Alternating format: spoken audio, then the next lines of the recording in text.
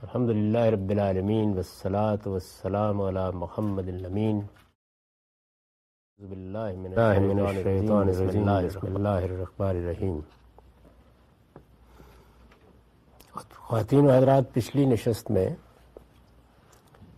ہم یہاں تک پہنچ گئے تھے کہ جو بیانیہ اس وقت رائج ہے اس کے بنیادی نکات کیا ہیں. پہلے نقطے کی میں نے شرح و بسط کے ساتھ وضاحت کر دی تھی اور یہ بتایا تھا کہ دین کی جتنی بھی تعبیریں ہیں ان سب میں یہ ایک قدر مشترک ہے. چند تفصیلات سے وہ الگ کر دیں تو بنیادی مباحث میں کوئی بڑا اختلاف نہیں ہے. دوسری چیز جہاد کا تصور ہے. اس کا ایک حد تک ذکر پہلے نقطے کے ذیل میں ہو گیا تھا، لیکن بعض نکات کی تفصیل یہاں مقصود ہے. پہلی چیز یہ ہے کہ جہاد ہمارے ہاں قرآن مجید کی وسیع تعبیر میں بہت کم استعمال ہونے لگا. قرآن مجید کو جب ہم پڑھتے ہیں تو یہ معلوم ہوتا ہے کہ وہ اللہ کی راہ میں جد و جہد کے لیے ایک وسیع مفہوم کے ساتھ اس لفظ کا استعمال کرتا ہے. جب وہ یہ کہتا ہے کہ وہ لوگ اللہ کی راہ میں جہاد کرتے ہیں تو ہر جگہ اس سے مراد جنگ یا قتال نہیں ہوتا. ہم میں سے ہر شخص اس بات سے واقف ہے کہ ایک مقام پر تو قرآن مجید نے بڑی صراحت کے ساتھ دین کی دعوت اور اس کے پیغام کے لیے جہاد کبیر کی تعبیر اختیار کی ہے. یعنی رسالت مآب صلی اللہ علیہ وسلم کو یہ کہا ہے کہ وَجَاهِدْ بِهِ جِهَادًا كَبِيرًا، آپ اس قرآن کے ذریعے سے بڑا جہاد کیجئے، جہاد کبیر کیجئے. مطلب یہ ہے کہ اس کا پیغام پہنچائیے، اس کی دعوت پہنچائیے، اس کو عام کیجئے، لوگوں میں اس کا چرچا کیجئے اور اس کے لیے جد و جہد کریں. ایسے ہی جس وقت بنی اسماعیل کو عالمی دعوت کے منصب پر فائز کرنے کا اعلان کیا ہے تو سورہ حج کے آخر میں یہی تعبیر اختیار کی ہے کہ جاہدوا فی اللہ حق جہادی، اللہ کی راہ میں جد و جہد کرو جیسا کہ جد و جہد کرنے کا حق ہے. تو قرآن مجید میں یہ وسیع مفہوم میں استعمال ہوا ہے. ان تعبیرات میں بھی یہ اس وسیع مفہوم میں استعمال ہوتا ہے، لیکن اس کا غالب استعمال جنگ اور قتال کے لیے ہونے لگا. یعنی فقہی مفہوم نے زیادہ غلبہ حاصل کر لیا. یہاں تک بھی کوئی خاص مسئلہ پیدا نہیں ہوتا، لیکن اس کا ہدف کیا ہے. اگر آپ ہمارے کلاسیکی لٹریچر کا مطالعہ کریں، کلاسیکی فقہی لٹریچر اور اس کی بنیاد پر پیدا ہونے والے تصورات کا، تو اس بات پہ کم و بیش اجماع نظر آئے گا کہ یہ سب لوگ جہاد کو کفر کے خلاف جنگ کے لیے ہی استعمال کرتے ہیں. یعنی دنیا میں کفر اور شرک کا خاتمہ کرنے کے لیے جہاد کیا جائے گا، جنگ کی جائے گی. جہاد کے یا جنگ کے جو باقی مفاہیم ہیں وہ بڑے ضمنی طریقے سے بیان ہوتے ہیں. مثال کے طور پر یہ کہ اگر مسلمانوں پر کہیں ظلم ہو رہا ہے تو وہاں پر بھی جنگ کی تعبیر ایسے ہی اختیار کی جاتی ہے. یا مسلمانوں کے دو گروہ آپس میں لڑ پڑے تو اس کے لیے بھی یہ لفظ استعمال کیا جاتا ہے. لیکن اس کا زیادہ استعمال کفر کے خلاف جنگ کے لیے ہی ہوتا ہے. اس کا ظاہر ہے ایک لازمی نتیجہ یہ نکلتا ہے کہ جب ہم جہاد کا لفظ کہتے ہیں اور اس کا کوئی اور ہدف یا مقصد بیان کرتے ہیں تو ان تعبیرات میں جو مذہبی ذہن بنا ہے وہ اصلاً یہ محسوس کرتا ہے کہ کسی چیز کی حقیقت کو مسخ کر دیا گیا ہے یا اس کی نفی کر دی گئی ہے یا بات ہی تبدیل ہو گئی ہے، کیونکہ اس کی نفسیات میں جہاد اور قتال اصلاً کفر کے خلاف ہے۔ یہ آپ جب فقہی لٹریچر کو دقت نظر سے پڑھیں گے تو یہ بات بڑی حد تک نمایاں ہو جائے گی، اور جو لوگ اس دقت نظر کے ساتھ اس کا مطالعہ نہیں کر سکتے یا ان کی استعداد نہیں ہے، میں نے پچھلی نشست میں بھی عرض کیا تھا کہ وہ عمار خان ناصر صاحب، مولانا عمار خان ناصر صاحب نے جو جہاد پر کتاب لکھی ہے اس کو پڑھ لیں۔ اس میں انہوں نے تفصیل کے ساتھ یہ بتا دیا ہے کہ کفر کے خلاف جنگ ہی اصلی مقصود ہے۔ جب جہاد کا لفظ ہمارے ہاں یا جنگ کا لفظ یا قتال کا لفظ استعمال کیا جاتا ہے یا یہ کہا جاتا ہے کہ جہاد بھی اسلام کے ارکان میں سے ایک رکن ہے یا اس کا ایک بڑا حکم ہے، تو اس میں اصل ہدف کی حیثیت یہی ہوتی ہے، باقی چیزیں ضمنی ہیں۔ اور جب وہ یہ کہتے ہیں کہ مسلمانوں کی حفاظت کے لیے یا مسلمانوں کو پرسیکیوشن سے بچانے کے لیے، تو اگر آپ غور کریں تو اس میں بھی در حقیقت جو دوسری طرف کھڑے ہیں، یعنی جو ظلم کر رہے ہیں یا پرسیکیوٹ کر رہے ہیں، وہ اہل کفر ہی ہیں۔ تو جس وقت یہ بات کہی جاتی ہے تو گویا کفر کی شناعت اور بڑھ جاتی ہے، یعنی مقابلے میں صرف کفر ہی نہیں ہے بلکہ وہ مسلمانوں پر آمادہ ظلم بھی ہے۔ تو اس میں اور زیادہ شدت پیدا ہو گئی، یعنی کفر بجائے خود اس کا مستحق تھا کہ اس کے خلاف جہاد کیا جائے، اب کفر نے بڑی غلظت اپنے اندر پیدا کر لی کہ وہ آگے بڑھا اور اس نے مسلمانوں کو پرسیکیوٹ بھی کرنا شروع کر دیا، اس نے مسلمانوں کو دبانا بھی شروع کر دیا یا مسلمانوں کے اوپر کوئی اور اس نوعیت کا ظلم توڑنا شروع کر دیا۔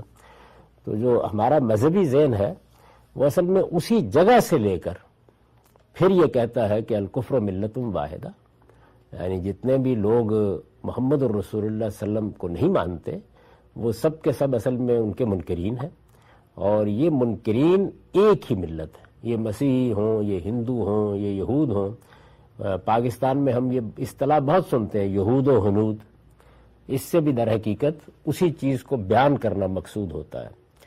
تو جہاد میں جو بنیادی چیز ہے وہ یہ سمجھنی چاہیے کہ باقی چیزیں ہمارے کلاسیکل فکر میں ضمنی ہیں، اصل چیز یہ ہے کہ ہم کفر کے خلاف آمادہ جنگ ہوں گے۔ اگر کفر مسلمانوں پر جبر کر رہا ہے یا ظلم کر رہا ہے تو اس نے اپنے جرم میں اضافہ کر دیا۔ یہ بالکل ایسے ہی ہے کہ جیسے بدکاری ایک جرم ہے، لیکن کوئی آدمی مسجد میں بدکاری کا ارتکاب کرے یا محرمات سے بدکاری کا ارتکاب کرے تو ہم یہی کہیں گے نا کہ اس کے جرم کی شناخت بہت بڑھ گئی ہے۔ اسی طرح کا معاملہ جہاد میں بھی ہے کہ اب تو کوئی گنجائش ہی باقی نہیں رہ گئی۔ اگر کفر کو کچھ تھوڑی مہلت بھی دینی تھی تو اس کی بھی گنجائش باقی نہیں رہی، کیونکہ وہ مسلمانوں کے خلاف آمادہ ظلم ہے۔ جب یہ بات بھی کہہ دی جاتی ہے تو پھر کوئی آگے بحث مباحثے کی گنجائش باقی نہیں رہ جاتی، اور اس موقع کے اوپر ہمارا جو مذہبی ذہن ہے وہ یہ کہتا ہے کہ اب جہاد فرض ہو گیا، یعنی یہ چیز ہے تو بس ٹھیک ہے، فرض ہو گیا جہاد۔ دوسری جو چیز موجودہ زمانے میں بہت زیر بحث آ گئی، وہ اگرچہ فقہا کے ہاں اس طرح موجود نہیں ہے، یعنی فقہا کے ہاں تو یہ طے ہے کہ دو چیزیں موکول الی السلطان ہوتی ہیں، ایک جنگ یا جہاد اور دوسرے تعزیرات یا حدود کا نفاذ، یعنی یہ دونوں چیزیں ریاست اور اقتدار سے متعلق ہیں۔ یہ فقہا کے ہاں اس میں کوئی ابہام نہیں ہے، وہ سب اس بات پر متفق ہیں، لیکن اس کے بعد اس کے ذیل میں بعض صورتیں بیان کرتے ہیں جس سے موجودہ زمانے میں لوگوں نے فائدہ اٹھایا ہے۔ وہ ذیل کی صورتیں اس طرح وجود میں آ جاتی ہیں کہ کسی جگہ مسلمانوں کا کوئی اجتماعی نظم رہا ہی نہیں، یا کسی نے حملہ کر دیا ہے اور مسلمانوں کی کوئی حکومت قائم نہیں رہی، تو اس موقع کے اوپر پھر وہ یہ کہتے ہیں کہ اب اس کی ضرورت نہیں رہی کہ اب کوئی حکمران ہوگا، یعنی یہ ایک خصوصی صورتحال ہے جس کا حل کوئی وہ تجویز نہیں کرتے، اور پھر وہ کہتے ہیں کہ ٹھیک ہے، پھر ہر شخص کے اوپر گویا یہ ذمہ داری عائد ہوتی ہے، وہ اس ذمہ داری کو اپنے طریقے پر ادا کرے۔ اصل میں یہی وہ جزیہ ہے، اس کو ہماری فقہی اصطلاح میں کہتے ہیں کہ ایک تو اصول تھا، ایک فقہی جزیہ وجود میں آ گیا، اس کے اوپر انحصار کر کے بہت سے جو طالبان کے، القاعدہ کے گروہ اٹھے، انہوں نے اپنے استدلال کی عمارت تعمیر کر لی۔ اگر آپ اس کو بھی دیکھنا چاہیں تو ایک کئی برس پہلے، مجھے اب ٹھیک تو اس کا زمانہ یاد نہیں، ایک بحث ہوئی تھی جس میں ہماری طرف سے معز امجد صاحب نے کچھ مضامین لکھے تھے اور اس کے جواب میں مولانا زاہد الراشدی صاحب نے کچھ مضامین لکھے تھے۔ تو ان میں یہ نقطہ بہت وسعت سے زیر بحث آیا تھا۔ اس میں انہوں نے کچھ واقعات بیان کیے تھے کہ دیکھیے فلاں جگہ پر جب مسلمانوں کا کنٹرول ختم ہو گیا یا ان کی حکومت ختم ہو گئی تو وہاں 2-4 لوگوں نے اقدام کیا، وہ منظم ہو گئے، یا اس طرح کے واقعات میں بعض اوقات ایک امیر نے یا ایک علاقے کے سربراہ نے یا ایک صوبے کے سربراہ نے اقدام کا فیصلہ کر لیا۔ اس طرح کی کچھ انہوں نے واقعاتی نظائر پیش کیے، جس میں وہ واقعہ بھی تھا جس میں رسول اللہ صلی اللہ علیہ وسلم کے زمانے میں یمن میں حکومت ختم ہو گئی تھی اور پھر وہاں کے لوگوں نے، چند لوگوں نے مل کے دوبارہ اس کو بحال کر لیا، تو اس میں بھی ظاہر ہے ان کو اقدام کرنا پڑا۔ تو اس طرح کے اقدامات کی بعض واقعاتی مثالوں سے انہوں نے یہ کہا تھا کہ یہ ٹھیک ہے، اصول میں تو یہی ہوگا، یہ ہم مانتے ہیں کہ مسلمانوں کا کوئی اجتماعی نظم یا ان کی کوئی حکومت یا ان کی کوئی ریاست ہی اس کا فیصلہ کرے گی۔ تاہم اگر کوئی ایسی شکل پیدا ہو جاتی ہے کہ جس میں ریاست کا نظم باقی نہیں رہا، مسلمان منتشر ہو گئے ہیں، ان کی کوئی مرکزی اتھارٹی موجود نہیں ہے، تو پھر جس کو بھی موقع ملے وہ لوگوں کو منظم کر کے یہ اقدام کر سکتا ہے۔ تو یہ دوسری چیز میں، یعنی اس بیانیے کا جو دوسرا اہم پہلو ہے جہاد، اس میں یہ واضح کرنا چاہتا تھا کہ اگرچہ اس کی بہت سی تفصیلات ہیں، ان میں کچھ اختلافات بھی ہو جاتے ہیں، لیکن بنیادی طور پر اس کا ہدف کیا ہے؟ کلاسیکل فکر میں اس کا ہدف کفر ہی ہے، اس کو مٹانا ہے۔ اور کفر جب بولا جاتا ہے تو اس کا مطلب اللہ کا انکار نہیں ہوتا، اس کا مطلب ہے محمد الرسول اللہ کی نبوت کا انکار، یعنی یہی تعبیر اختیار کی جاتی ہے۔ چنانچہ اسی سے ایک فرع نکلتی ہے، اور وہ فرع یہ ہے کہ پوری کی پوری دنیا ہماری کلاسیکل تعبیر میں 2 حصوں میں تقسیم ہے، ایک دارالاسلام، دوسرے دارالحرب۔ یعنی دنیا میں جو بھی ممالک ہیں، جو بھی اقوام ہیں جو مسلمانوں کے زیر نگی نہیں ہوئی، یعنی ایک تو یہ ہے نا کہ مسلمانوں نے کسی علاقے کو اپنی حکومت کا حصہ بنا لیا، تو وہ جیسے ہی حصہ بنا لیتے ہیں وہ دارالاسلام ہے۔ اس کی پھر کچھ آگے توضیحات ہیں کہ مسلمانوں کی حکومت قائم ہے تو اس وقت بھی دارالاسلام ہے، اگر مسلمان وہاں پہ اکثریت میں ہیں یا ان کی بہت بڑی تعداد ہے، وہ دین پر عمل کرنے کی آزادی رکھتے ہیں، تو پھر دارالاسلام کی کچھ ذیلی اور ضمنی قسمیں بھی وجود میں آ جاتی ہیں، لیکن وہ اس وقت میری بحث کا موضوع نہیں ہے۔ یعنی دنیا کو بنیادی طور پر 2 حصوں، بنیادی طور پر، کیونکہ درمیان میں ایک چیز آتی ہے اور وہ دارالصلح ہے، یعنی کسی حکومت، کسی قوم کے ساتھ آپ کی عارضی صلح ہو گئی، اور اس میں یہ بحث بہت دقت نظر کے ساتھ کی جاتی ہے کہ ابدی صلح کا کوئی امکان نہیں ہے، یعنی ابدی صلح کسی قوم کے ساتھ بھی نہیں ہو سکتی۔ یہ بات کہ آپ ہمیشہ کے لیے طے کر لیں کہ یہ قوم ہمارے ساتھ صلح کے معاہدے میں بندھی ہوئی ہے، ابدی دارالصلح کوئی نہیں ہوتا، وقتی ہوتا ہے۔ تھوڑے سے وقت کے لیے آپ نے کسی قوم کے ساتھ مصلحت کو سامنے رکھ کر صلح کر لی، کوئی آپ کا معاہدہ ہو گیا، یہ سب کچھ وقتی ہی ہونا چاہیے۔ اگر آپ کے پاس اتنی طاقت ہے کہ آپ کو صلح کی ضرورت نہیں ہے تو یہ کوئی پسندیدہ طریقہ نہیں ہے کہ آپ کسی کے ساتھ صلح کریں، لیکن بعض اوقات طاقت کے لحاظ سے، حالات کے لحاظ سے آپ کو کچھ مصلحت سے کام لینا پڑتا ہے، تو اس میں ایک تیسرا دار بھی وجود میں آتا ہے، وہ دار الصلح ہے، یعنی جس میں آپ کا معاہدہ ہو گیا ہے یا کوئی ایسا معاملہ ہو گیا، یہ عارضی ہونا چاہیے، یہ کوئی ابدی چیز نہیں ہو سکتی۔ ابدی طور پر دنیا 2 حصوں میں تقسیم ہے، ایک دارالاسلام ہے، دوسرے دارالحرب ہے۔ دارالاسلام میں نے آپ سے عرض کیا کہ اس کی کچھ ضمنی توضیحات بھی ہیں، لیکن اصلاً اس سے مقصود یہ ہے کہ جہاں اسلام کا غلبہ قائم ہے، اور دوسرے وہ تمام ممالک، تمام اقوام جو منکرین کی اقوام ہے، یعنی محمد الرسول اللہ صلی اللہ علیہ وسلم کو وہ اپنا پیغمبر نہیں مانتے، تو ان کے سب علاقے اصلاً دارالحرب ہیں، لہذا جب موقع ملے گا حملہ ہی کیا جائے گا، کفر کا خاتمہ کرنا ہے، اور وہ اپنی جگہ پر بھی یوں سمجھ لیجئے کہ جنگی علاقے ہی ہیں۔ دیکھیے یہ بات تو بہت چھوٹی سی ہے کہ دارالحرب ہے، اصل میں اس کے نتیجے میں بہت سے فقہی احکام مختلف ہونا شروع ہو جاتے ہیں. آپ کے علم میں ہے کہ ہندوستان میں یہ بحث ہو گئی تھی جب انگریزوں نے قبضہ کیا کہ اب یہ کیا ہے, دارالاسلام ہے یا دارالحرب. تو میں ایک مثال دے رہا ہوں سمجھانے کے لیے صرف, کہ جب یہ کہا گیا بعض علماء کی طرف سے کہ یہ دارالحرب ہو گیا, یعنی اب چونکہ انگریزوں نے قبضہ کر لیا, مسلمانوں کی حکومت ختم ہو گئی ہے, وہ مغلوب ہو گئے ہیں, تو اب یہ دارالحرب ہو گیا ہے. تو جن لوگوں نے کہا یہ دارالحرب ہو گیا, انہوں نے پھر کہا کہ یہاں اب سود کا لین دین ناجائز نہیں رہا.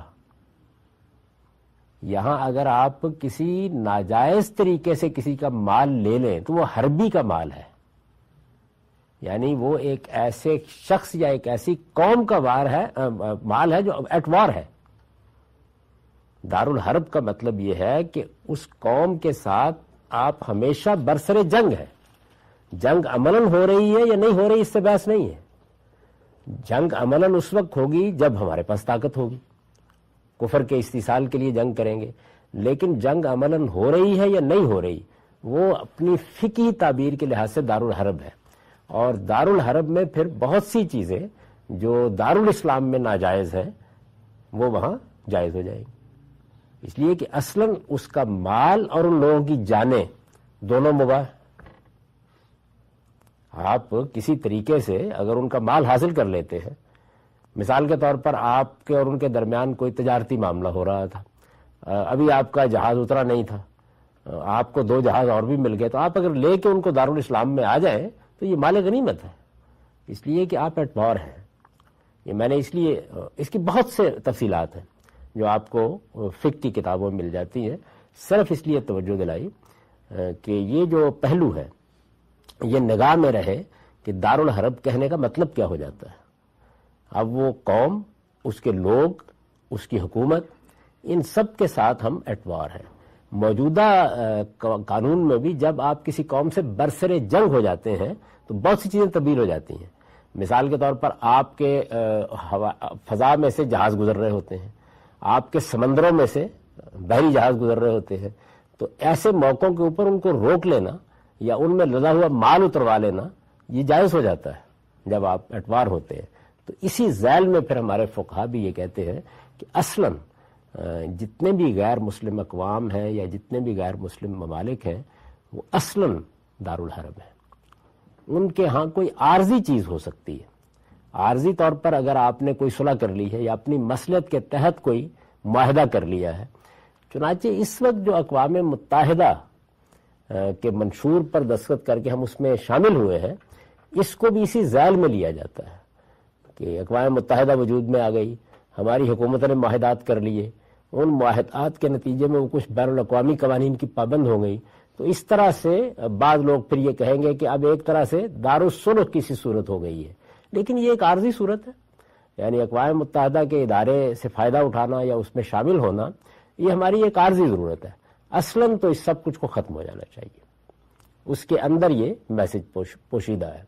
اور یہی وجہ ہے کہ بہت سے علماء پھر توجہ بھی دلاتے رہتے ہیں کہ یہ بین الاقوامی معاہدات کی حیثیت کیا ہے, شرعی لحاظ سے کیا ہم ابدی طور پر ان میں بن گئے ہیں, کیا ہمیں ان میں سے بعض کا عاجی انکار نہیں کر دینا چاہیے, مسلمان حکومتوں کو اس معاملے میں کیا کرنا ہے.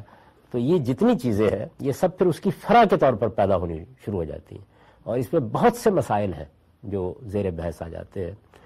جہاد کا یہ تصور کوئی محض سادہ چیز نہیں ہے, یعنی اس کے بہت سے فروع ہیں جو اس نیریٹو کے اندر موجود ہیں. اور ایک طالب علم ان کو مدرسوں میں پڑھتا ہے, وہ فقہی کتابوں میں پڑھتا ہے, ان کی تفصیلات دیکھتا ہے, تو اس سے ایک ذہن وجود میں آتا ہے. یعنی نیریٹو کوئی معمولی چیز نہیں ہوتی. آپ نے اگر ایک بیانیہ وجود پذیر کیا ہے اور اس کے کچھ بنیادی نکات ہیں تو ظاہر ہے کہ وہ اپنے اثرات ڈالے گا, وہ آپ کی نفسیات کو تخلیق کرے گا, وہ دوسروں کے ساتھ آپ کے تعلقات اور روابط کو وجود پذیر کرے گا. اسی سے وہ بحث پیدا ہوتی ہے کہ جب ساری دنیا 2 ہی حصوں میں تقسیم ہے اصلاً, اور ان میں سے ایک دارالحرب ہے, ایک دارالاسلام ہے, تو دارالاسلام میں پھر تفریق کی کیسے گنجائش ہو سکتی؟ دارالاسلام کو اصلاً ایک ہی ہونا چاہیے. تو تیسرا نقطہ وجود میں آتا ہے کہ مسلمانوں کو اصلاً خلافت قائم کرنی ہے. یعنی اگر اس وقت قومی حکومتیں وجود میں آ گئی ہیں, مسلمان مختلف ممالک میں تقسیم ہو گئے ہیں, تو یہ جو کچھ بھی آپ دیکھ رہے ہیں اس وقت یہ استعمار کا پیدا کردہ ہے. یعنی ہماری بدقسمتی یہ ہوئی کہ بہت سے مسلمان ممالک مفتوح ہو گئے، بلکہ پوری مسلم دنیا ہی ایک لحاظ سے مفتوح ہو گئی. بہت سے حصے برطانیہ کے پاس چلے گئے، بہت سے حصے فرانسیسیوں کے پاس چلے گئے، بہت سے حصے ولندیزیوں کے پاس چلے گئے. تو اس طریقے سے عالمی سطح پر مسلمان مغلوب ہوئے، اور پھر استعمار نے یہ پسند نہیں کیا کہ دوبارہ مسلمانوں کی ایک جمعیت یا دارالاسلام وجود میں آئے، تو انہوں نے مسلمانوں کو مختلف اقوام میں بانٹ دیا. اصل پیغام وہی تھا کہ نیل کے ساحل سے لے کر تا بخاک کاشگر مسلمانوں کو ایک ہی ہونا چاہیے. یہ وہ چیز ہے جس کو پین اسلامزم بھی کہا جاتا ہے. اس کے لیے بہت سے لوگوں نے ایک زمانے میں جدوجہد بھی کی. یہ معلوم ہے کہ اس میں سب سے پہلے بحالی کی ایک تحریک کہہ سکتے ہیں جمال الدین افغانی نے چلائی. مختلف ملکوں میں گئے، انہوں نے فرانس میں جا کے ایک رسالہ العروۃ الوثقیٰ کے نام سے نکالا، اور اس طرح سے پورے عالم اسلام پر ان کے اثرات ہوئے. اگر کبھی آپ علامہ اقبال کا جاوید نامہ پڑھیں تو آپ کو احساس ہوگا کہ جمال الدین افغانی کو وہ کیا جگہ دیتے ہیں. اس میں بڑی دل نواز نظمیں ہیں، بعض مقامات ہیں، سید الساد مولانا جمال، بہت ہی شاندار اشعار کہے ہیں، اور اس میں ان کا تعارف کرایا ہے. اس کے بعد بھی بعض لوگ ایسے ہی پیدا ہوئے. پھر آہستہ آہستہ مسلمان اہل علم نے یہ طریقہ اختیار کر لیا کہ پہلے یہ جو ممالک وجود میں آ گئے کچھ ان کو سنبھال لیا جائے. پہلے یہ دیکھیے، پہلے کا لفظ خود بتاتا ہے کہ یہ منزل نہیں ہے. منزل یہی ہے کہ یہ ممالک کی اور اقوام کی سرحدیں ختم ہوں اور ان کی جگہ پہ دارالاسلام وجود میں آئے. دارالاسلام کا لفظ جب بولا جاتا ہے تو اس میں یہ چیز آپ سے آپ شامل ہے کہ اگر دارالاسلام میں کچھ لوگ غیر مسلم رہتے ہوں گے، دوسرے مذاہب کے ماننے والے رہتے ہوں گے دارالاسلام میں، تو ان کا اسٹیٹس دوسرے درجے کے شہری کا ہو سکتا ہے. یعنی جدید قومی ریاست کا یہ تصور جو اس وقت دنیا میں رائج ہے کہ اس میں سب لوگ برابر کے شہری ہیں، یہ اس پوری تعبیر میں کسی جگہ بھی ٹھیک نہیں بیٹھتا. یعنی دارالاسلام تو ہر حال میں اسلام کے غلبے کی جگہ ہے، وہ اسلام کا گھر ہے. میرے گھر میں میرے مہمان کی حیثیت میری نہیں ہو سکتی.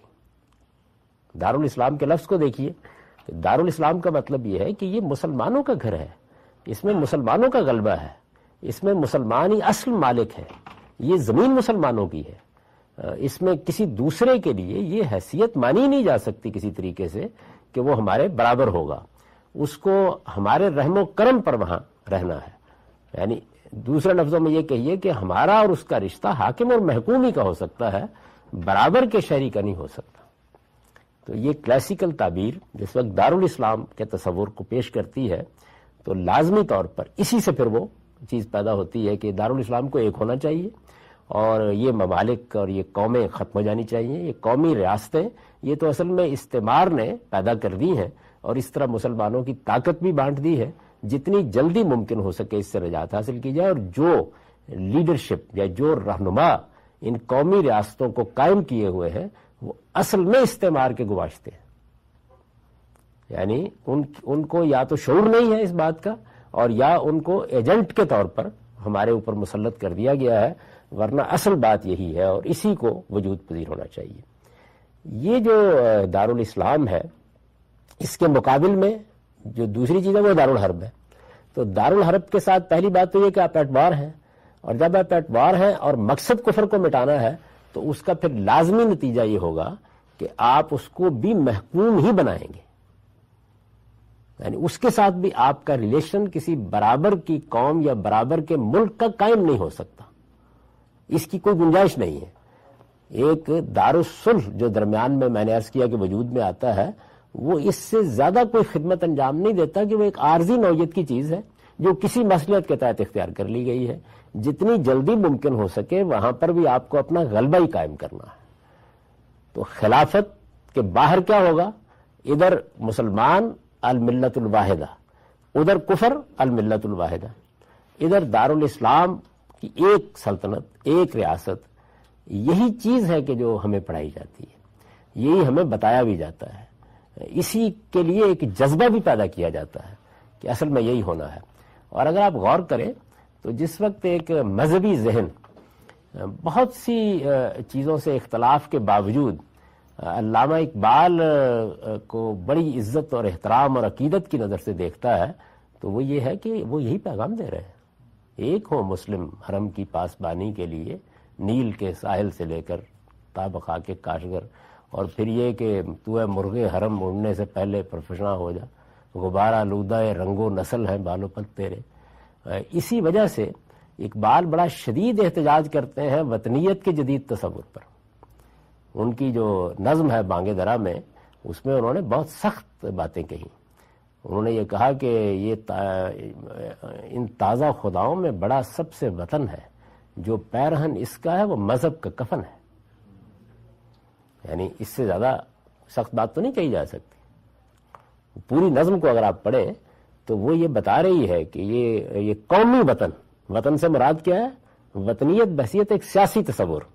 نظم کا عنوان یہ ہے، یعنی وطن بحیثیت ایک جغرافی حقیقت کے، اس سے اقبال محبت کرتے ہیں، ہے نا۔ ایک آدمی عرب ہے، ایک آدمی ہندی ہے، اس پر ان کو کوئی اعتراض نہیں ہے، یہ تو شناخت ہے۔ لیکن یہ وطن سیاسی وطن نہیں ہے، یہ وطن جغرافی وطن ہے۔ تو جغرافی وطن تو ہر ایک کا مختلف ہوگا۔ یعنی ایک آدمی اگر ملیشیا میں پیدا ہوا ہے، ایک مراکش میں پیدا ہوا ہے، تو جغرافی وطن کو تو آپ نہیں کر سکتے۔ اچھا، جغرافی وطن کی تعبیر بھی ہمارے ہاں یہ اس معنی میں نہیں بولی جاتی تھی۔ مثال کے طور پر اگر آپ اردو زبان اصل میں پوری تہذیب اور تصورات کو بیان کرتی ہے، وہ صرف ابلاغ کا ذریعہ نہیں ہوتی۔ تو آپ یہ دیکھیے کہ میں نے خود اپنے بچپن میں بارہا یہ سنا ہے کہ ہم لوگ سائیوال میں تھے، میرے والد وہاں مقیم تھے، اور ظاہر ہے کہ ہمارا آبائی علاقہ لاہور کے قریب سیالکوٹ کے ضلع میں ہے۔ تو یہ تعبیر بڑی عام تعبیر میں سنتا تھا کہ والد صاحب ادھر سے آئے ہیں تو وہ یہ کہتے ہیں کہ میرا خیال ہے کہ آپ لوگ بھی اپنے وطن ہو آئیں۔ یعنی جو وطن ہے وہ اصل میں ایک جغرافی تعلق کا بیان ہے، وہ بڑا بھی ہو جاتا ہے اور وہ بالکل آپ کا گاؤں یا آپ کا علاقہ بھی ہو جاتا ہے۔ یہ جغرافی وطن بالکل اور چیز ہے۔ اقبال جب یہ کہتے ہیں کہ ان تازہ خداؤں میں بڑا سب سے وطن ہے، تو وہ جغرافی وطن پہ بات نہیں کر رہے ہوتے۔ نظم کا عنوان انہوں نے کام کیا وطنیت بحیثیت ایک سیاسی تصور کے۔ تو وطن کا سیاسی تصور کیا ہے؟ وطن کا سیاسی تصور یہ ہے کہ وہ ایک ایسی ٹیریٹری یا ایسا علاقہ ہے جو میری قومیت کو تشکیل کرتا ہے اور میری الگ شناخت کو قائم کرتا ہے، اور جس کے حقوق میرے اوپر باقی سے الگ ہو جاتے ہیں، اور اس لحاظ سے وہ گویا مجھ سے قربانی بھی چاہتا ہے، میری قومیت کی شناخت بھی بنتا ہے، یہ ساری چیزیں اس میں شامل ہو جاتی ہیں۔ اس کو وہ کہتے ہیں کہ ان تازہ خداؤں میں بڑا سب سے وطن ہے، جو پیرہن اس کا ہے وہ مذہب کا کفن ہے۔ کہ مذہب تو اصل میں اس وطنیت کو تسلیم نہیں کرے گا، وہ یہ اس پہ اعتراض نہیں کر رہا مذہب کہ آپ عربی نہ کہلائیں یا آپ عجمی نہ کہلائیں، لیکن جب آپ عجم کو عرب سے الگ کر کے ایک سیاسی شناخت دیں گے تو یہ مذہبی لحاظ سے ناقابل قبول ہے۔ خاص ہے ترکیب میں قوم رسول ہاشمی، یعنی یہ وہ قومیت ہی نہیں ہے، چونکہ وہ دیکھیے اس جگہ پر کھڑے ہیں اور ٹھیک جو ہمارا کلاسیکل فکر ہے اس کو تعبیر کر رہے ہیں، یعنی کلاسیکل مذہبی فکر کو بہترین زبان دے رہے ہیں، ایک ایسی زبان دے رہے ہیں کہ جو دلوں میں اتر جاتی ہے۔ یہ کوئی معمولی درجے کا کارنامہ نہیں ہے جو انہوں نے اس پہلو سے انجام دیا ہے۔ یعنی وہ بات جو میں آپ کو فقہی اصطلاحات میں سمجھا رہا ہوں یا یہ بتا رہا ہوں کہ اس میں کیا تصور پیدا ہوتا ہے ایک عالمی خلافت کا اور ایک ایسے دارالاسلام کا جس کی سرحدیں یہ قومیں نہیں متعین کرتی، جس کی سرحدیں مذہب متعین کرتا ہے۔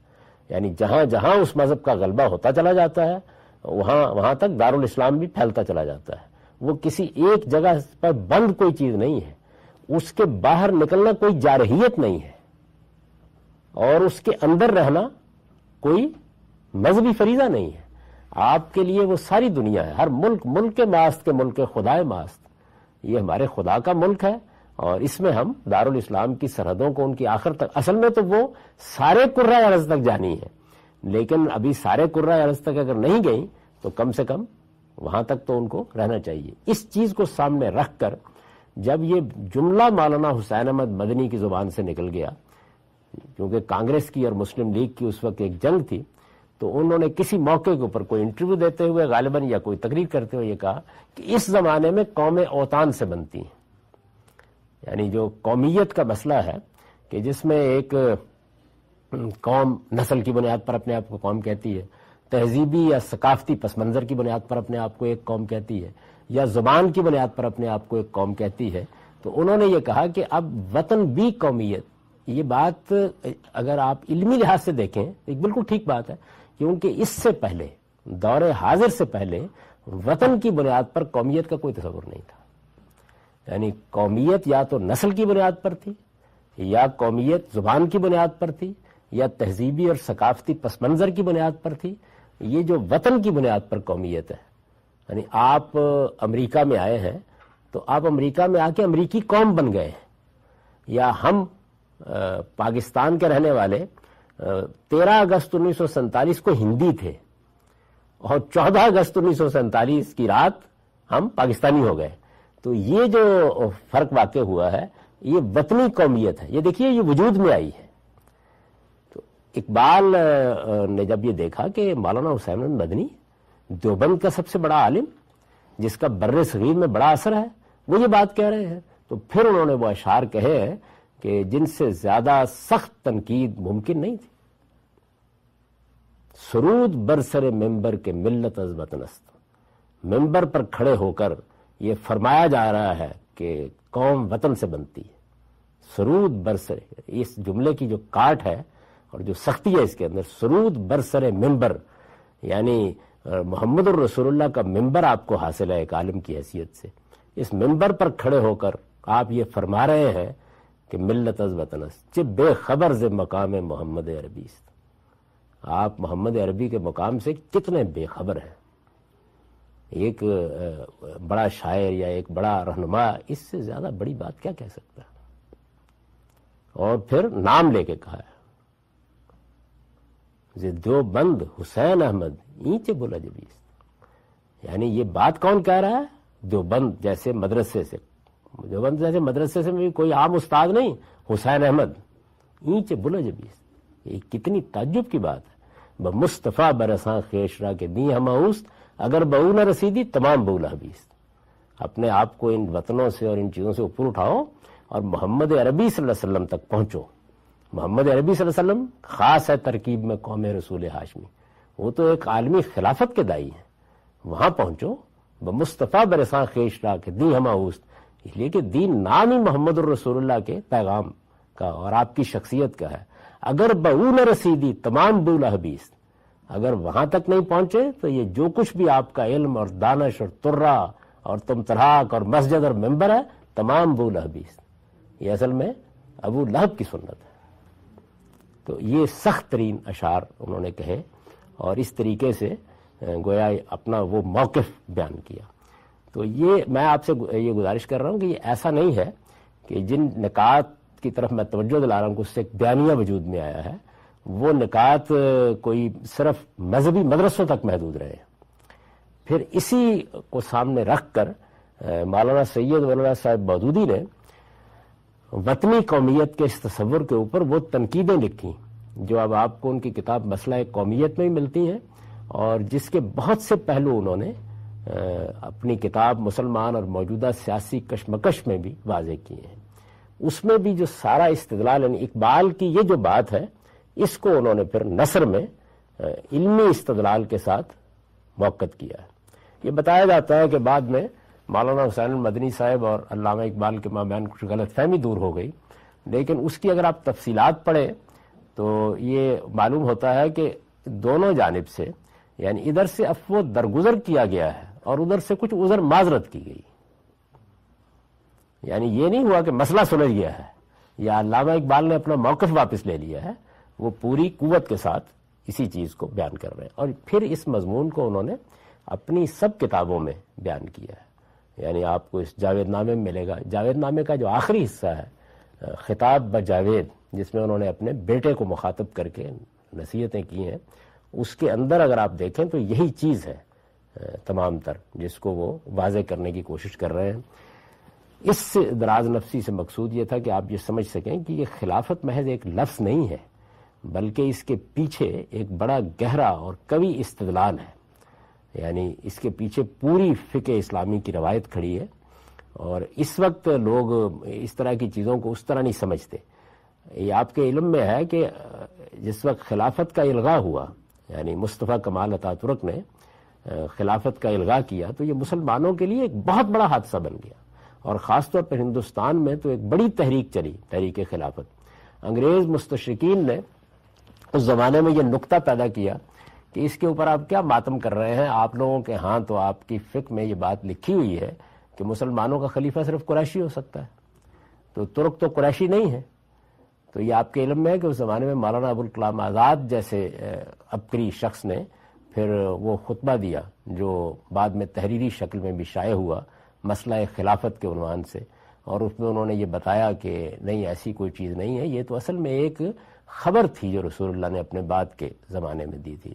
یعنی صرف یہ بتایا تھا کہ میرے بعد قریشی خلفاء ہوں گے، اس کا کسی حکم سے تعلق نہیں تھا. لہذا ترکوں کی خلافت بھی ہمارے لیے ویسی ہی خلافت ہے، اور اس خلافت کے خاتمے کا بہت ماتم کیا گیا.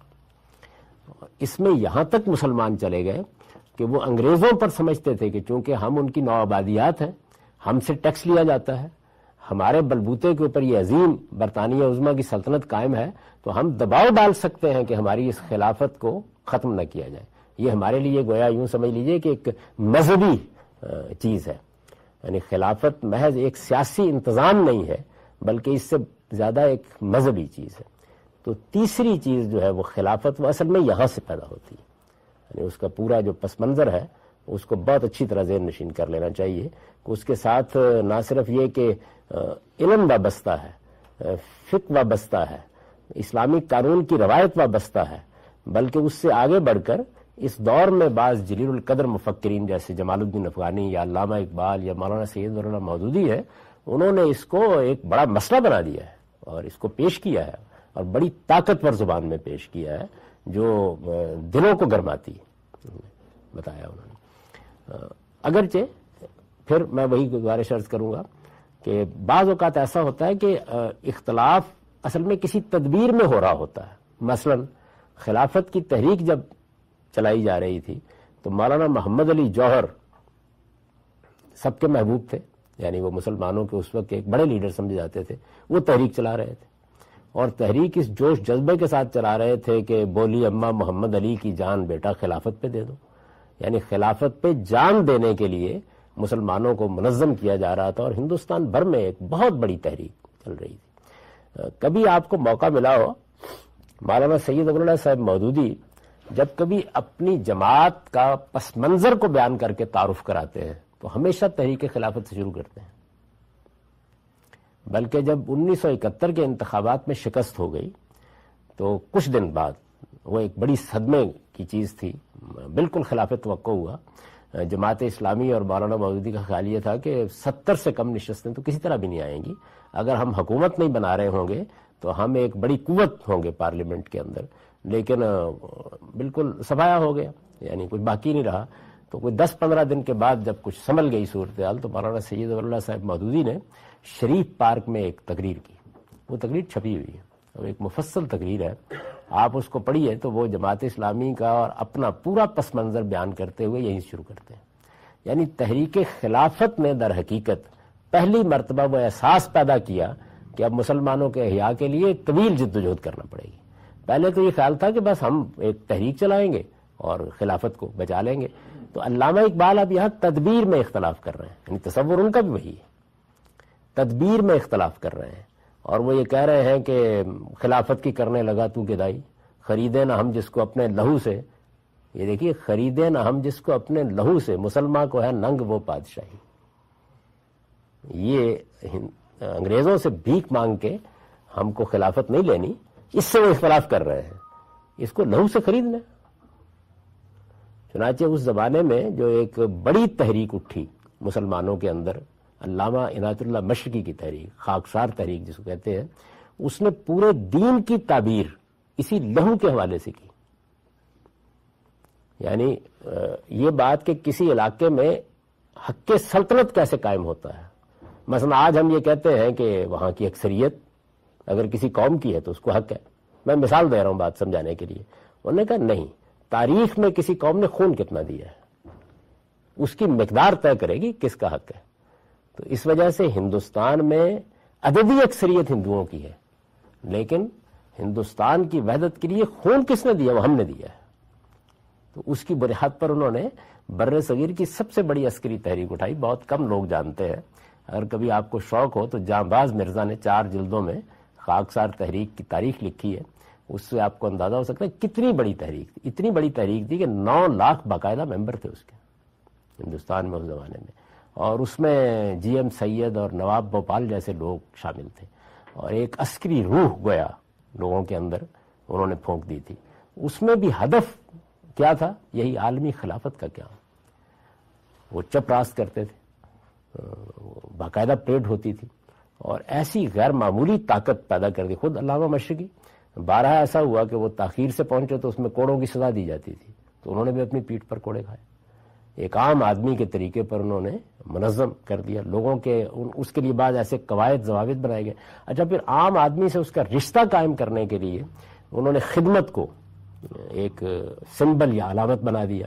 اگر اچانک آپ کے دروازے پر دستک ہوگی تو ایک آدمی آپ سے پوچھے گا کہ معلوم ہوا ہے کہ آپ کی بیٹی کی کل یا پرسوں شادی ہونے والی ہے. یہ عام نظارہ لوگ دیکھتے تھے. تو آپ نے کہا کہ جی ہاں یہ ہوتا ہے. تو اب کیا ہوگا؟ خاکساروں کا دستہ آئے گا، وہ آ کے آپ کی گلی صاف کر دے گا، وہ آپ کی نالیاں صاف کر دے گا، وہ آ کے آپ کے سارے کام کو سنبھال لے گا. وہ آئیں گے، آ کے آپ کی شادی کے موقع پر کھانا تقسیم کریں گے، وہ آ کے برتن دھو دیں گے. وہ سارا کام کرنے کے بعد ایک کھیل منہ میں ڈالے بغیر چلے جائیں گے. یعنی یہ چیز انہوں نے پیدا کی. اس حد تک اس کو ایک اثار کے اوپر مبنی کیا کہ کوئی شخص جو ہے وہ پانی بھی اگر کسی سے لے گا تو اس کی ادائیگی کرے گا. وہ خود اس تشدد پہ اتر آئے کہ کوئی ان کو مہمان کے طور پر بلاتا تھا تو وہ یہ کہتے تھے کہ یا تو آپ مجھے کچھ دیں گے نہیں اس موقع کے اوپر، اور یا میں قیمت ادا کروں گا. تو جو خاکساروں پر گولی چلائی گئی تھی لاہور میں، یہ ہمارا جو 23 مارچ کا اجتماع ہوا ہے اس سے پہلے، تو یہ معلوم ہے کہ اس میں بہت سے خاکسار شہید ہو گئے تھے.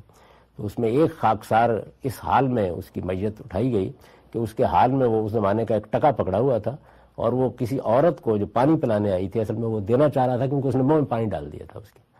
تو اس کو یہ بتایا گیا تھا کہ اس کے بغیر تم پانی بھی، مرتے ہوئے پانی کے گھونٹ بھی کسی سے نہیں لے سکتے، تو میں اس کی ادائیگی کرنی چاہیے.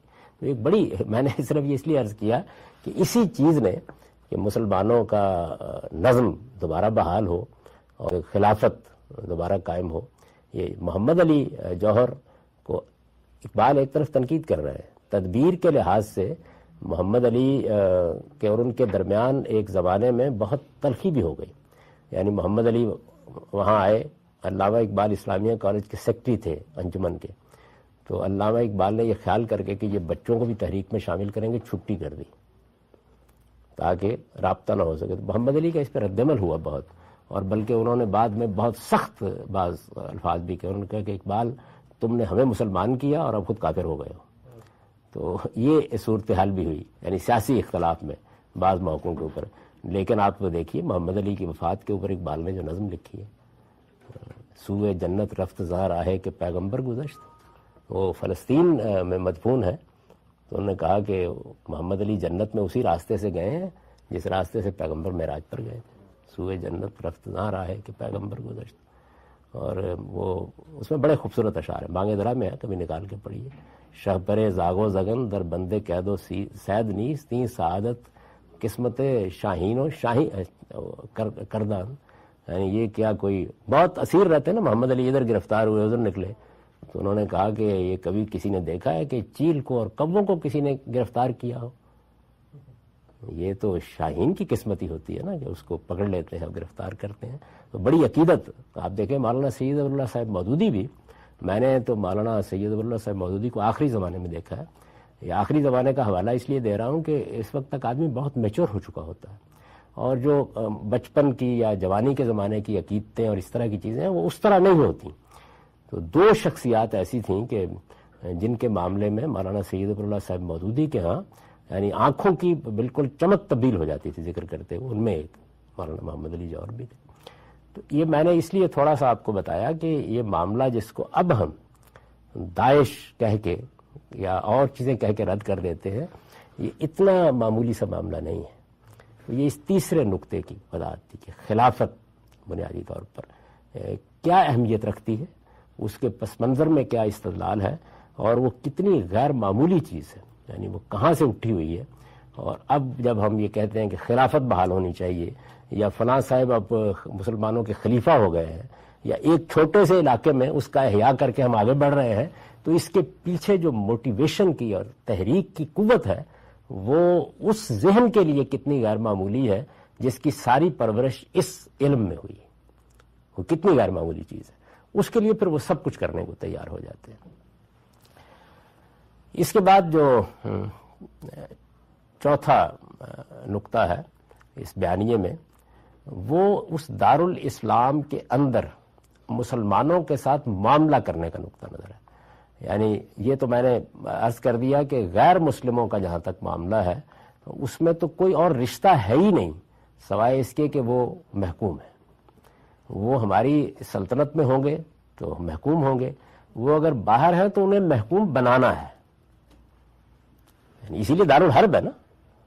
ان کے ساتھ ہمارا جو تعلق ہے وہ ہے ہی یہ کہ ہم اعتبار ہیں ان کے ساتھ، ہمیں جلد یا بدیر ان کو محکوم بنانا ہے. تو ریلیشن مذہبی ذہن کے اندر ایک ہی پیدا ہوتا ہے. یہ ہم کہتے ہیں نا انسانیت کا رشتہ ہے، قومیت کا رشتہ ہے. آپ بات کیجئے، آپ لوگوں تک دعوت پہنچائیے، آپ ان کو اپنی قوم کا فرض سمجھیے. یہ جو ساری تقریر ہے یہ اس ذہن کے قریب سے بھی نہیں جاتی، اجنبی ہے اس کے لیے. وہاں سارا کو جو ذہنی پس منظر ہے وہ یہ بنا ہوا ہے کہ یہ دارالاسلام ہے اور وہ دارالکفر ہے.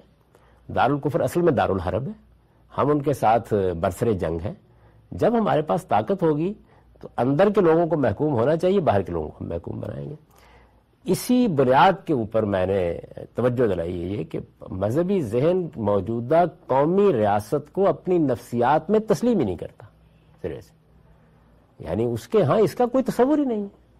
یہ جس کو آپ آج کی قومی ریاست کہتے ہیں اور جس میں کہتے ہیں غیر مسلموں کے حقوق ہونے چاہیے اور غیر مسلموں کے ساتھ زیادتی ہو گئی اور یہ ہو گیا، یہ جتنی آپ کی تقریر ہے یہ بالکل بے معنی تقریر ہے. وہ اگر اس کے جواب میں اس وقت کھڑے نہیں ہوتے تو صرف اس لیے کھڑے نہیں ہوتے بات کرنے کے لیے کہ آپ نے کون سی ان کی بات سمجھنی ہے. لیکن حقیقت میں ان کا یہ تصور ہے کہ یہ محکوم ہی ہے. ایک صاحب نے ابھی جب میں نے بیانیے کے اوپر تنقید کی ہے اور جوابی بیانیہ لکھا تو انہوں نے یہ کہا کہ بھئی ہم کو تو ہر حال میں غلبہ حاصل کرنا تھا، تو آج کے زمانے میں اگر وہ غلبہ ہم کو تلوار سے حاصل کرنا ممکن نہیں رہا تو جیسے ہی ہمیں اکثریت پر مبنی ایک ملک ملا تو ہم نے کر لیا. یعنی اصل تو ہدف ہے نا، مقصود ہے. یہ آپ کیسے کہہ رہے ہیں کہ برابر کے شہری ہوں گے یا برابر کی حیثیت ہوگی؟ غلبہ تو ہم نے ہر حال میں حاصل کرنا تھا، بندوق سے نہیں تو چلے جمہوریت ہی صحیح. ہمارا ہدف اور ہمارا مقصد وہی تھا جس کو. تو پہلے یہ اسی وجہ سے آپ نے دیکھا ہوگا کہ جب مذہبی ذہن پاکستان کو بھی دیکھتا ہے تو وہ کہتا ہے کہ یہ قدم اول ہے. اصل میں تو یہاں سے عالمی خلافت، یعنی یہ گویا ایک طرح سے ایک تحریک یا ایک منزل تک پہنچنے کے لیے پہلا قدم ہے. اس سے ہمیں آگے بڑھنا تھا.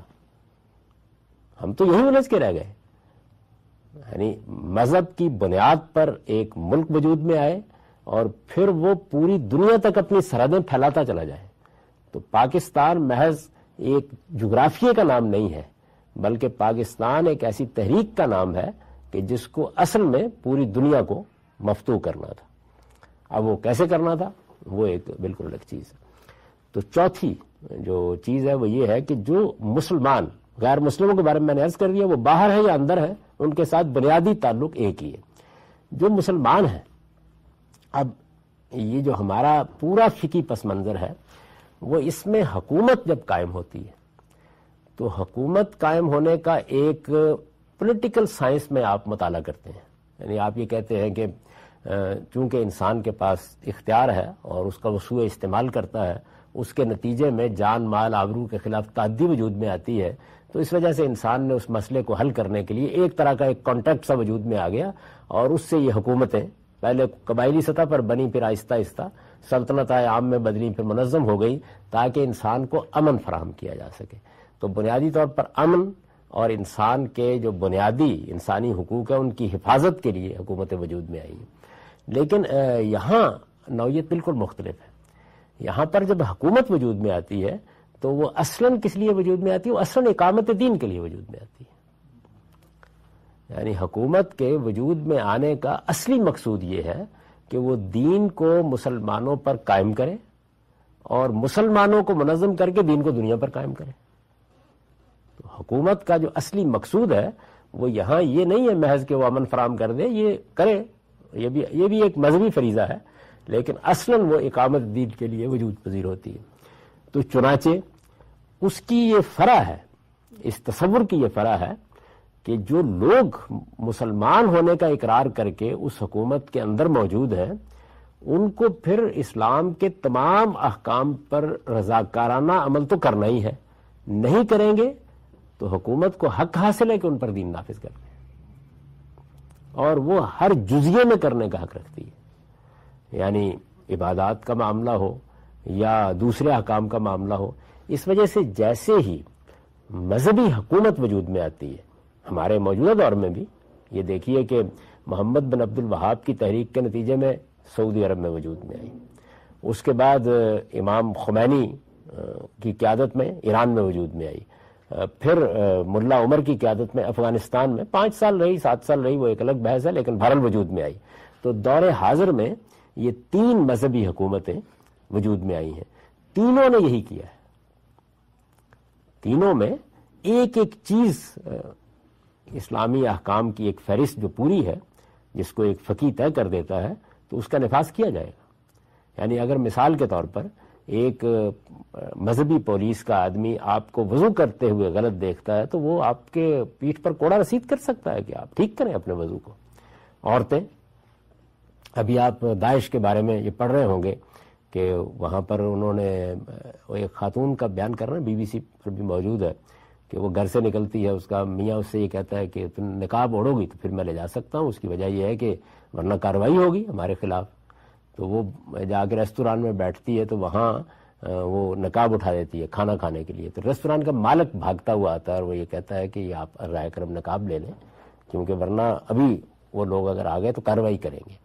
یہ ایک مذہبی فریضہ سمجھا جاتا ہے کہ دین کے جو احکام ہیں آپ ان کی خلاف ورزی نہیں کر سکتے اس حکومت کے اندر، اور اگر ایسا کریں گے تو چونکہ اسلام ایک ریاست ہے بنیادی طور پر، تو آپ اصل میں اسٹیٹ لا سے، یعنی دیکھیے نا، جب یہ تصور آ گیا، مولانا مودودی نے اس کو ایک نئی تعبیر ضرور دی ہے لیکن تصور پہلے سے موجود ہے، انہوں نے اس کو ایک جدید زبان دی کہ جس طرح ایک اسٹیٹ اپنے قانون کی پابندی کراتی ہے تو اسلام اسٹیٹ ہے تو وہ اپنے قانون کی پابندی کرائے گا۔ جو احکام اس میں دیے گئے ہیں، اگر پردے کے احکام ہیں اور اگر کوئی آپ کے داڑھی رکھنے کا حکم دیا گیا ہے یا لباس کے معاملے میں یہ بتایا گیا ہے کہ گھٹنے ننگے نہیں ہونے چاہیے مثال کے طور پر، تو جو بھی میں چھوٹی چھوٹی باتیں، اسی سے وہ فرع نکلتی ہے کہ محرم کے بغیر عورت کیسے داخل ہو سکتی ہے حج کے لیے، عمرے کے لیے۔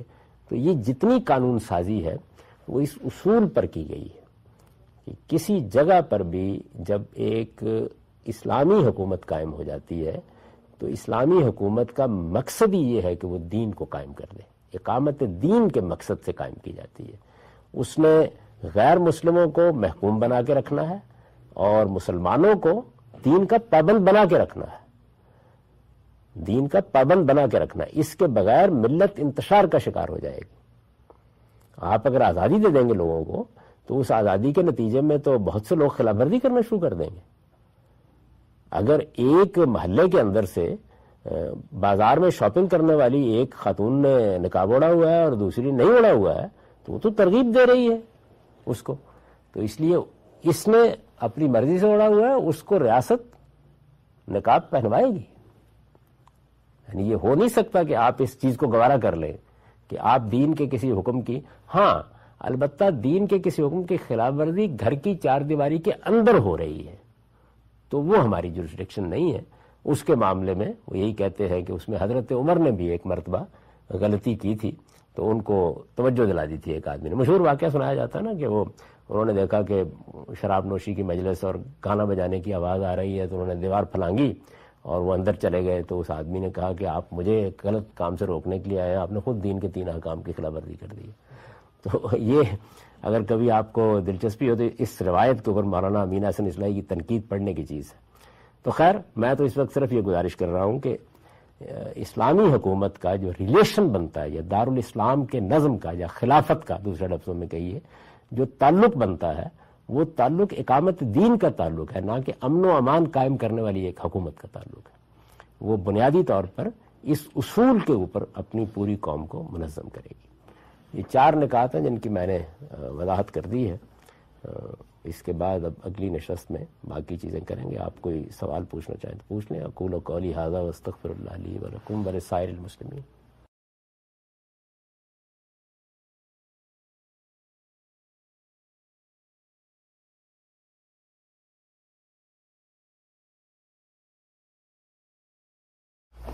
جیسا پہلا سوال یہ ہے کہ آپ نے بتایا کہ اس میں فقہ کا تقریباً متفقہ یہ پوزیشن ہے کہ خلافت جو ہے وہ ایک ہی ہونی چاہیے کیونکہ دارالحرب میں تفریق نہیں کی جاتی دارالاسلام. لیکن اس کے ساتھ ہمیں یہ بھی معلوم ہے کہ خلافت تو بہت شروع میں 2 میں تقسیم ہو گئی تھی, بنو امیہ اندلس میں اور بنو عباس. تو اس کو کس طرح جسٹیفائی کرتے ہیں فقہا؟ ایک واقعہ ہو گیا, جیسے کہیں لڑائی ہو گئی, جھگڑا ہو گیا, یعنی وہ اس کو ایک واقعے کے طور پر لیتے ہیں. اصل حکم وہی ہے اسلام کا. لیکن ان دونوں کو اس وقت لیجیٹمیٹ خلافت مانتے ہیں دونوں کو ایک وقت میں؟ یہ موضوع نہیں ان کے ہاں آتا, زیر بحث نہیں ہے.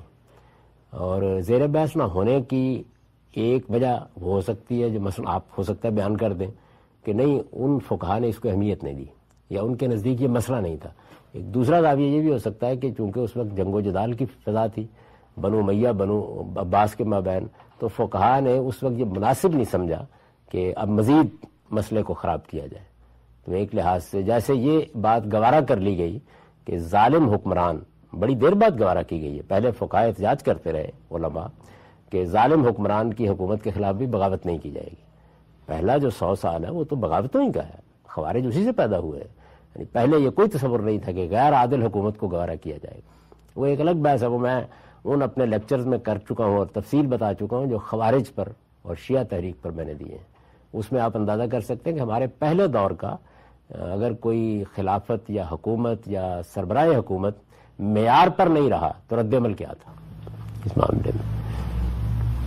ایک سوال آپ نے کہا کہ اس بات سے تو عمومی اتفاق ہے کہ جہاد اور حدود جو ہے وہ حکومت کا کام ہے, لیکن جزیات میں وہ کہتے ہیں کہ اگر حکومت قائم نہ رہی یا ریاست قائم نہیں رہتی تو مختلف گروہ یہ کام کر سکتے ہیں. اس پہ بھی مکمل اتفاق ہے, اس میں اختلافات ہیں. مختلف گروہ حکومت قائم کر سکتے ہیں, یعنی قتال کر سکتے ہیں, تلوار اٹھا سکتے ہیں قائم کرنے کے لیے.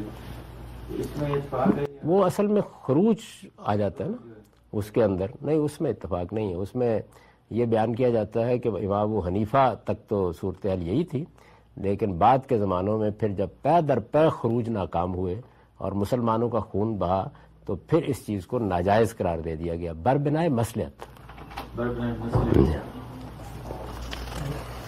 یہ 4 تعبیریں ہم نے پڑھی جی, یہ اس میں شیعہ اسلام سے کام کیا ہے؟ شیعہ اسلام کو بھی اس معاملے میں کوئی اختلاف نہیں, لیکن وہ ان سب کو تو وہ اپنا بڑا نہیں مانتے. امام غزالی, ابن تیمیہ, ان کے جو لوگ ہیں وہ میں نے تو اس وقت مین سٹریم کے لوگوں کا ذکر کیا, ان کے جو علماء ہیں وہ بھی یہی باتیں بیان کرتے ہیں. اسی وجہ سے سیاسی مقاصد کے لیے اگر کبھی کوئی اتحاد بنے تو اس میں آپ دیکھیں ہمیشہ شیعہ شریک ہوتے ہیں, یعنی اس میں نہیں کوئی پرابلم ہوتا. سیاسی مقاصد کے لیے مذہبی لحاظ سے تو وہ اپنی الگ شناخت قائم رکھتے ہیں, لیکن جتنے سیاسی اتحاد پاکستان میں بنے ہیں ان سب میں شریک ہوئے. اور انگریزوں سے پہلے مسلمانوں کی جو ہندوستان میں حکومت تھی, یہ خلافت کا کسی طرح بھی حصہ تھی کہ یہ کیا؟ اس میں یہ تھا کہ جب خلافت کے تحت کچھ سلاطین نے ایک طرح سے خود مختاری حاصل کرنا شروع کر دی، اور ہندوستان میں بھی ہوئی، تو اس میں کوشش کی جاتی تھی کہ ایک سمبولک سا رابطہ رہے. تو ایسا بھی ہوتا تھا کہ باقاعدہ خلیفۃ المسلمین سے ایک اجازت نامہ لے لیا جاتا تھا. یعنی وہ اجازت نامہ کیا تھا؟ بس وہ یہ ہے کہ ایک یوں سمجھیے کہ جیسے پارلیمانی نظام میں سربراہ حکومت ہوتا ہے، تو اس طرح کی صورت بنا لی جاتی تھی. تو مغلوں کے ہاں بھی یہ چیز موجود تھی. اس سے جو بڑا انحراف ہوا ہے وہ تو اصل میں صفوی خاندان نے کیا، جنہوں نے ایران میں شاہ عباس اور شاہ اسماعیل صفوی نے جو حکومت قائم کی. تو شیعہ اسلام نے اس کو چیلنج کیا، کیونکہ ان کے ہاں خلافت نہیں امامت کا تصور ہے، اور امام جو ہے وہ مسلمان منتخب نہیں کرتے، وہ اللہ تعالیٰ اس کا تقرر کرتا ہے. وہ تو اس جنگ میں 14 صدیوں سے مصروف ہے کہ مسلمانوں نے امامت کے اس تصور کو اپنے عمل سے باطل کر دیا. ہونا یہ چاہیے تھا کہ اللہ تعالیٰ نے جن کو امام مقرر کیا تھا ان کی حکومت مان لی جاتی، لیکن اس کو مسلمانوں نے پہلے دن سے نہیں مانا. پہلے امام کو نہیں مانا، وہ حضرت علی تھے، اور اس کے بعد بھی یہی صورتحال رہی. یہ اکثر بیان کیا جاتا ہے کہ ابو حنیفہ جو ہے وہ انہوں نے بھی وقت کی حکومت کے خلاف کسی خروج کی حمایت کی تھی. یہ بات صحیح ہے کہ بیان کیا جاتا ہے نفس زکیہ کے خروج میں انہوں نے کچھ ان کو روپیہ بھی دیا تھا، کیونکہ ابو حنیفہ خود امیر کبیر آدمی تھے، اور ان کے حق میں دعا بھی کی تھی، لیکن یہ ضرور کہا تھا کہ اس میں کامیابی نہیں ہوگی. وہ بحث آپ تفصیل سے پڑھنا چاہیں تو مولانا سید ابو العلا صاحب مودودی نے اپنی کتاب خلافت و ملوکیت کے آخر میں ایک ضمیمہ اس پر بہت اچھا لگا دیا ہے.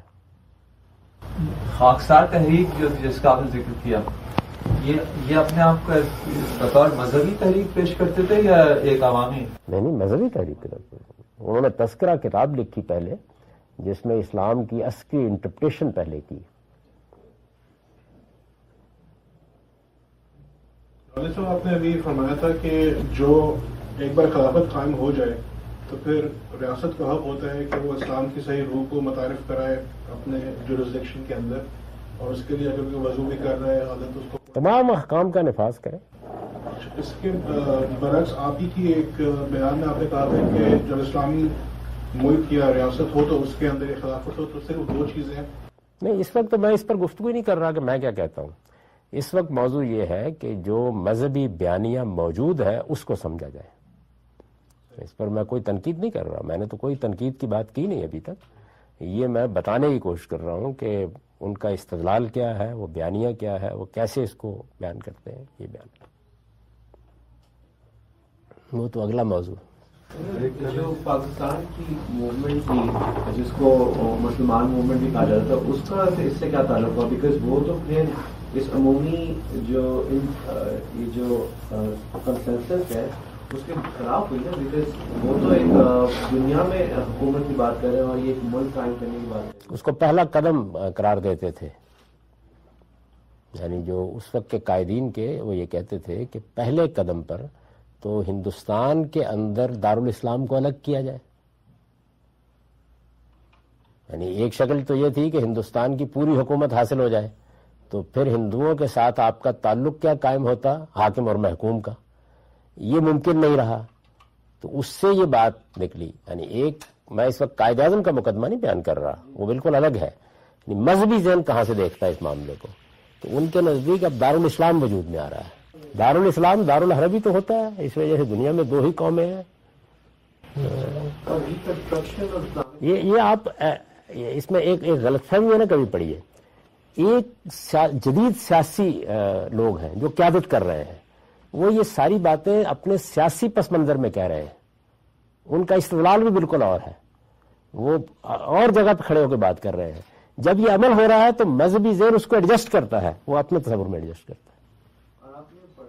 یعنی یہ یوں نہیں ہے کہ 2 قومی نظریہ قائد اعظم 2 نیشن کا جب ذکر کر رہے ہیں تو وہ اس تصور میں کر رہے ہیں، ایسا نہیں ہے. یعنی جو اس وقت طبقہ قیادت کر رہا ہے وہ یہ تعبیرات اپنے مخصوص سیاسی پس منظر میں استعمال کر رہا ہے. لیکن مذہبی ذہن اب ایک واقعہ ہو رہا ہے نا، تو اس واقعے کو یا وہ کہے گا یہ غلط ہو رہا ہے، یا وہ کہے گا یہ صحیح ہو رہا ہے، لیکن یہ اس کے اپنے فریم میں کہاں بیٹھتا ہے تو وہ اس کی اپنی تعبیر کر دے.